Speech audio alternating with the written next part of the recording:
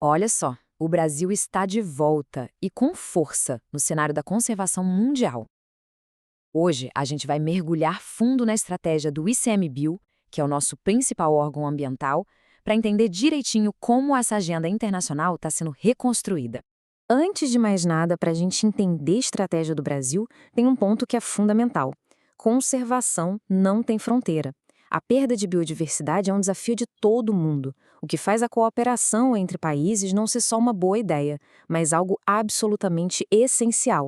Depois de um período em que a agenda internacional ficou meio de lado, o Brasil agora está se colocando de novo no mapa, e de forma bem decidida, sabe? Reassumindo aquele papel de protagonista no debate global sobre o meio ambiente.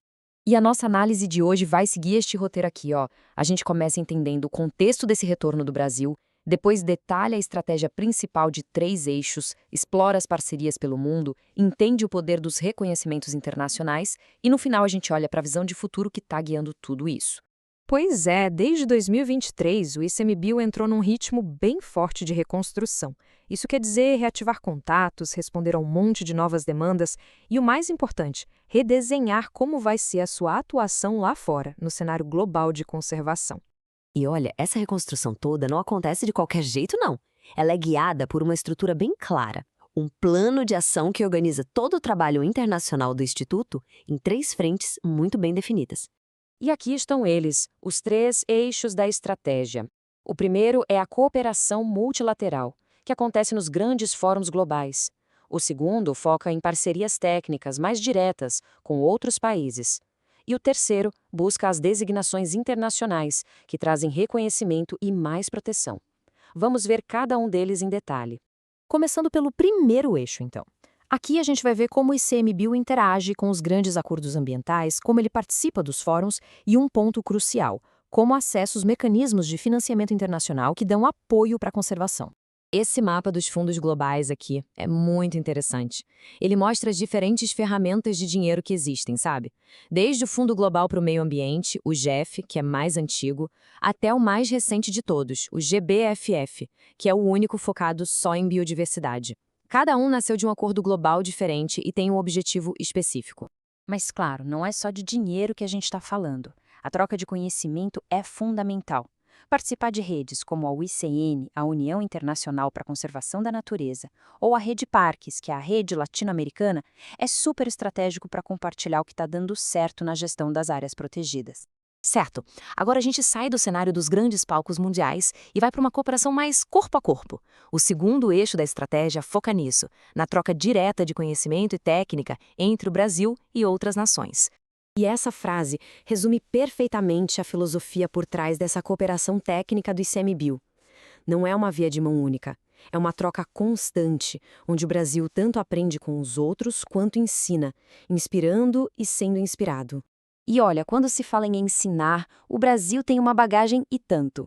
Programas como o Monitora e a Política de Manejo Integrado do Fogo são referências mundiais que despertam um interesse gigante lá fora pela sua escala, inovação e, claro, pelos resultados. E aqui a gente vê essa troca acontecendo na prática. São exemplos concretos de parcerias, seja no manejo do fogo com o Peru e o Canadá, ou nesses acordos super inovadores de parque a parque com a Alemanha e a França, que basicamente conectam áreas protegidas dos 2 países para uma colaboração direta. Bem legal, né? Chegamos ao terceiro e último eixo, que trata do poder desses reconhecimentos internacionais.